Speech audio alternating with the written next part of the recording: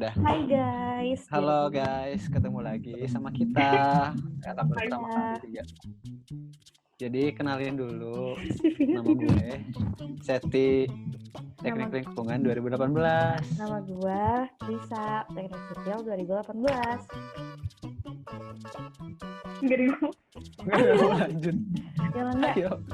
di absen nih Yolanda. Yolanda, Teknik Kelautan 2018. Michelle. Gue Rachel dari Kelautan 18 juga. Vina. Halo, aku Vina, Teknik Lingkungan 2018. Caca. Absen dan dia. Gue Caca, Teknik Lingkungan 2018. Nabil. Halo, gue Nabil, Teknik Kelautan 2018. Yeay. Nah, selanjutnya banget. lanjut Seth. Jadi kita tuh adalah teman pas TPB, kita sekelas sama Vicky. So sweet. So sweet ya. Jadi kita sudah hampir 2 tahun kenal ya. Iya. 2 tahun kenal benar. Tidak pernah main karena kesibukan masing-masing.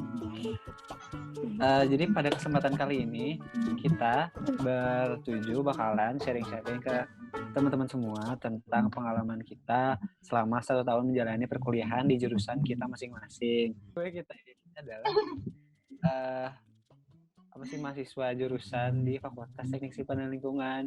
Jadi buat teman-teman yang pengen kepo-kepo tentang jurusan di FTSL sendiri, sabi banget buat dengerin obrolan kita pada kesempatan kali ini. Jadi mungkin langsung aja kali ya, daripada lama-lama kita bakalan langsung bahas tentang jurusan yang ada di FTSL Ganesha ini. Yeay. Jadi yang pertama bakalan ditanyain tentang alasan masuk jurusan masing-masing.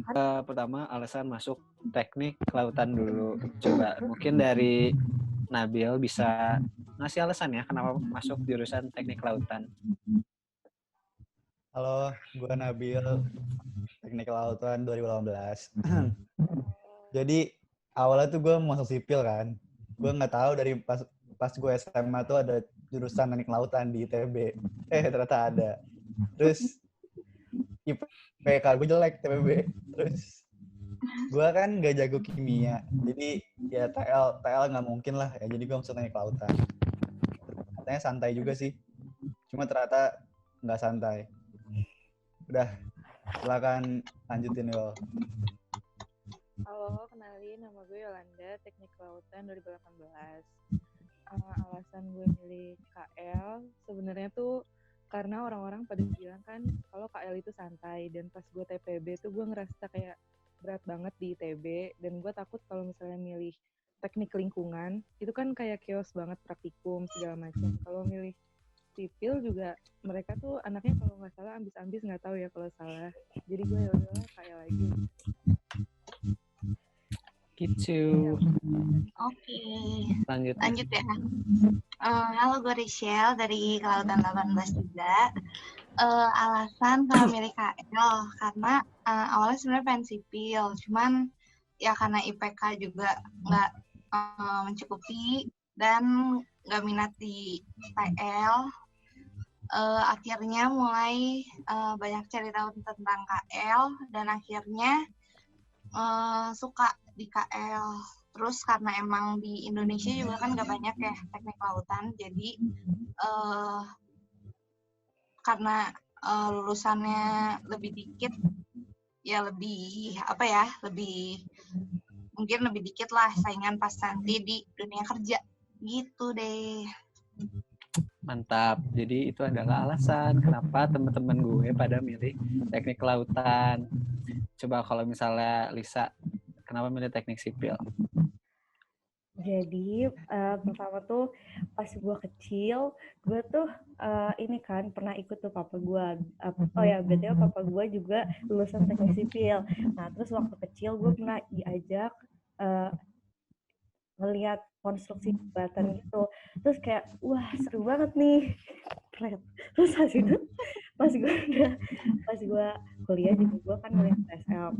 Gue lumayan terinspirasi oleh ayah gue. terus juga kan katanya kata orang-orang Jauh banget. sipil chaos kan.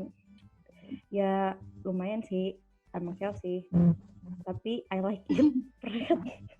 Terus juga kan ambis-ambis tuh katanya. Ya jadi bikin semangat juga. Jadi aku senang dikelilingi orang yang ambis, walaupun aku tidak. Gitu. Bohong banget anjir. Serius. Lu ambis, Enggak boleh anjir. lu ambis, Ya, ini ambis, bilang ambis. Jadi sangat fit in ya Fit in lagi. di sana. Oke, itu jadi alasan dari Lisa karena masuk teknik sipil. Kalau misalnya dari anak-anak TL sendiri nih, ada gue, terus Vina dan juga Caca. Coba gimana tuh? Dari Vina deh. Kenapa Vin? Milih teknik lingkungan. Padahal ada teknik kelautan sama teknik sipil. Gue Vina kan, gue Vina DTL 18. Gue tuh dari awal waktu SMA tuh paling mending gitu di antara pelajaran IPA tuh pelajaran kimia. Nah jadi tuh waktu zaman daftar kuliah gitulah, kalau nggak teknik lingkungan ITB, farmasi. Jadi ya udah emang dari sananya gue kira kalau TL tuh isinya banyak kimianya, tapi ternyata gue nggak juga sih. Tapi gue tertarik juga sih lama-kelamaan kayak sama pembahasan yang dibahas di teknik lingkungan itu sih. Keren. Mantap. Ca, kenapa Ca? Gue dulu pas SMA tuh sebenarnya antara teknik kimia sama teknik lingkungan kan. Tapi karena teknik kimia lebih gue ngeliatnya jadi kayak nggak serak gitu karena chaos banget kan. Terus akhirnya milih teknik lingkungan, tapi ngambilnya di FTSL ITB gitu. Terus gara-gara dari SMA suka kimia juga sih sebenarnya, tapi ternyata kimianya Belum kali, ya nggak sih? belum sih, tapi belum tahu, masih tahun pertama. Belum sih. Oke, mantap. Terus gue ya, gue Seti dari TL 18. Kenapa sih gue milih teknik lingkungan? Karena yaitu gue ngerasa dengan masuk teknik lingkungan gue bisa lebih banyak mengembangkan diri gitu. Karena kan makin kesini juga permasalahan lingkungan makin banyak kan. Jadi kayak kedepannya tuh sabi banget gitu buat gue bisa berkecimpung di dunia perlingkunganan ini gitu. Terus juga dari sama kali ya kalau misalnya di sipil juga kan vibes-nya ambis-ambis semua gitu. Saat itu gue ngerasa kayak gue takutnya tidak terlalu bisa survive di sipil. Bohong, terus juga apa ya? Oh iya, sama ini sih satu lagi. Sebenarnya tuh nggak terlalu kuat, tapi kayak salah satu alasan gue karena ada Kasri itu kan HMTL 2017-2018 ya. Dia tuh kayak senior gue di Olim Geo gitu sejak SMA, dan karena gue sama-sama Olim Geo dari SMA, jadi ya kayak gue ngerasa kayak mungkin dia bisa cocok, mungkin gue juga bisa cocok kayak gitu. Jadi itu guys alasan kita kenapa milih jurusan kita masing-masing. Either di teknik lingkungan, teknik sipil maupun teknik kelautan. Jadi mungkin kalau misalnya ada yang punya alasan yang mirip-mirip kayak kita, mungkin bisa jadi salah satu referensi buat either masuk teknik lingkungan, teknik sipil atau teknik kelautan kayak gitu. Itu kali ya, lanjut. Kan tadi alasan kita udah bahas. Terus kita bahasanya selanjutnya adalah ekspektasi sama realita deh. Kira-kira di tiap jurusan masing-masing ekspektasi awalnya kayak gimana? Mungkin tadi kan alasan awal masuk kayak kan setelah dijalani kan mungkin ada yang berbeda. Nah, kira-kira kayak gimana? Mungkin sekarang kita balik kali ya dari TL dulu. Coba Cak. Gimana Cak? Ekspektasi versus realita di teknik lingkungan versi Caca. Ekspektasinya tuh di tingkat 2. Kita sesuai sih sebenarnya. Ya nggak sesuainya tuh ya karena yang tadinya banyak kimia, terus jatuhnya jadi kayak malah meklu lah, PKA lah yang fisika banget gitu. Terus yang udah sesuai tuh ya praktikumnya banyak, kayak laprak gitu lah, main sampah gitu kan. Itu sih terbaik, main sampah. Tadi siapa sih? Vina ya? Vin. Ekspektasi versus realita. Vina masih Udah sih udah disampaikan sama Caca tadi. Paling ya kirain case-nya kimia banget gitu, ternyata enggak juga. Sejauh ini baru satu matkul doang yang ada kimianya, dan itu tuh jauh, maksudnya nggak sedalam kimia waktu TPB, jauh banget. Jauh ya. Oke, kalau misalnya dari gua, sebenarnya sama, cuman mungkin ada tambahan juga. Di awal tuh gua mikir kayak TL tuh beneran limbah banget gitu kan, padat cair udara. Ternyata pas sudah masuk di dalamnya ternyata luas banget gitu. Nggak cuma limbah doang, kayak kita juga belajar epidemi, terus belajar pencemaran limbah juga ya. Belum. Maksudnya nggak selamanya mengolah limbah gitu ternyata dari sisi manajemennya, karena kan TL teknik lingkungan sendiri kan judulnya teknik lingkungan gitu, bukan teknik limbah, jadi ngurusinnya ya semua permasalahan ada di lingkungan gitu, nggak cuma limbah doang. Sejauh ini sih kayak gitu kalau misalnya dari gua. Terus juga ini anak-anaknya sih, kan kayak banyak yang bilang TL kan buangan ya. TL kan buangan gitu, maksudnya ya iya sih, maksudnya yang kelempar dari sipil kan mostly ke TL gitu. Tapi ternyata di TL sendiri teman-teman kita yang tidak linear dengan apa yang diinginkan di jurusan awal ya, ternyata masih sangat bisa survive gitu di jurusannya. Itu sih satu hal yang bisa gue salut dari teman-teman yang lain juga, kayak pada semangat dan sangat bisa banget gitu comeback dari kehidupan TPB yang mungkin kita semua tahu sama-sama suram ya. Kayak gitu, ternyata di jurusan sabibat untuk comeback gitu. Gitu sih kalau misalnya dari gue. Kalau misalnya dari KL deh sekarang. Gimana nih KL? Coba Yolanda. KL ya. Kalau KL tuh asumsi gue awalnya tuh sesantai itu gitu. Bener-bener gue pikir kayak tugasnya tuh bakalan dikit, terus pokoknya intinya sebenarnya tuh gue mikirnya awalnya tugasnya tuh bakalan dikit gitu loh. Tapi ternyata kacau sih, parah banget. Tugasnya tuh banyak banget. Dan apa ya, maksudnya menurut gue itu KL santai itu bukan mata kuliah atau tugas-tugasnya, tapi anak-anak KL itu tuh santai-santai gitu loh.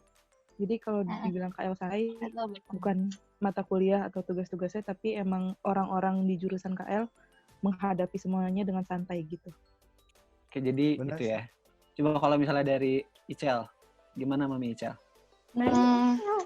Kalau gue ya, pertama notice KL tuh ingat nggak sih dulu pas kita Januari pas TPB gitu kan ada yang pembagian di list tuh, yang dipanggil pokoknya kayak 10 orang tertinggi di jurusan itu sama IP-IP-nya gitu. Nah, KL tuh waktu itu 10 sampai 12 orang tuh IP-nya 4 semua. Bener-bener nggak ada 3 koma. Yang dipanggil tuh 4. Terus kayak semua kayak langsung, wah pada amazed gitu kan. Terus dari situ gue mikir, ini jurusan orangnya pinter-pinter banget, apa gampang banget gitu. Makanya semua orang bisa 4. Terus mulai pede tuh, oh ya gue juga pengen 4 gitu. Sebenarnya ya capai belum sih, cuman mungkin menurut gue realitanya kalau lo ngikutin dengan benar, terus kayak tugas full yang gitu-gitu, IP bagus tuh pasti dapet gitu, kayak nggak mungkin jelek kalau lo nggak skipan gitu sih. Itu deh. Dari Nabil gimana Nabil? Nabil. Kalau gue sih pertama kali masuk KL kaget sih, benar tugasnya gue ingat minimal tuh 3 tugas seminggu. Terus iya anak-anak tapi santai-santai gitu loh. Dan gue kaget sih ternyata di KL tuh banyak orang-orang hebat gitu loh. Kayak jadi ketua apa tuh gue baru tahu ternyata KL juga ada gitu. Underrated gitu menurut gue. Banyak yang aktif-aktif gitu ya. Iya, ternyata banyak. Kelihatan santai. Iya, ternyata banyak. Weh, Santainya gimana, Bil? Santainya. santainya. Tadi lu bilang kalau santainya kalau Oh iya. Menurut gue sebenarnya tuh nggak santai. Menurut gue yang bawa santai itu yang ngerjain tugasnya tuh nyontek sih kalau menurut gue ya. Soalnya gue tugas benar-benar kerjain sendiri dan itu panutan. ya Iya. chaos gitu sih. Benar-benar. No offense buat yang nyontek, tapi ya chaos. Tapi kalau yang nyontek tetap chaos sih, kayak nggak ada yang ngasih ujung-ujungnya. Terus lu Iya. Iya, bakalan cuman kan mungkin ya. genuine gitu loh.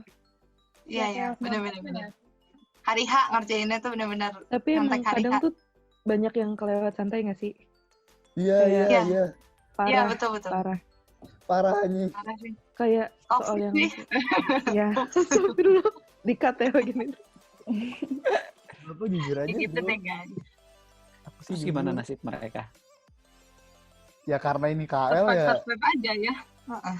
Iya survive aja. Bisa bagaimana juga. Aja ya. Gitu. Gitu. Gitu. Ada lagi nggak? Udah. Apa lagi ya? Ya sih, kalau dari gue. Udah. Oke, kalau gitu coba lanjut ke Lisa. Gimana, Sa? Ekspektasi dan realita di sipil. Sebenarnya kan kalau misalkan ekspektasi tuh kayak yang chaos banget dan lain-lainnya tuh emang chaos sih. Tapi terus ada juga kan yang pada bilang tuh kalau masuk sipil pasti nanti IP-nya turun lah, nggak bisa aktif yang lain lah. Naik nih. Dan Naik nih. enggak, gue cuma ngomong doang, enggak maksudnya kan pada bilang kayak gitu kan, terus kayak orang-orang tuh jadi pada takut gitu, misalkan TPB-nya aja udah misalnya mepet terus masuk sipil ntar makin berapa gitu. Sebenarnya nggak usah takut sih gara-gara itu, soalnya menurut gua pas nggak tahu ya kayaknya angkatan gua atau gimana itu malah kalau nggak salah sih rata-rata naik deh IP-nya tuh pada. Jadi nggak jangan takut masuk sipil gara-gara IP gitu loh. Ngerti nggak maksudnya? Kayak gitu soalnya nggak semenyeramkan itu sebenarnya. Tuh. Temen-temennya gimana, Sa?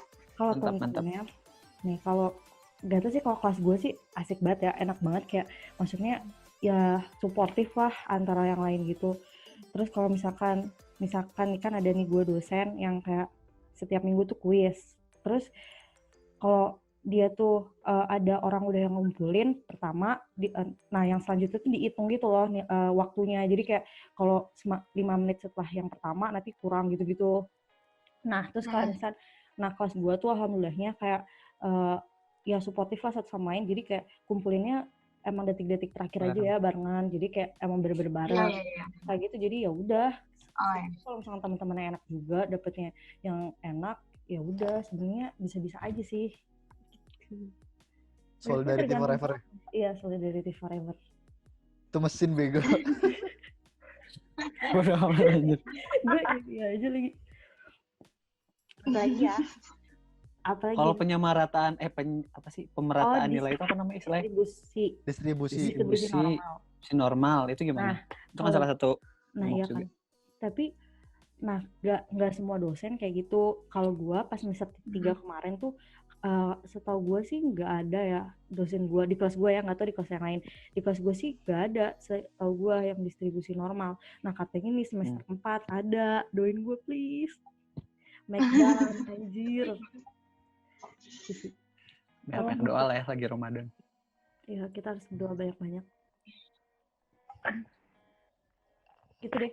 Apalagi ya? Ayo tanya dong. Tanya dong. Gue nggak bisa nanyain. Temen-temennya udah belum? Oh ini Sa. Udah. Sa ini Sa. Apa? IP lu naik gak?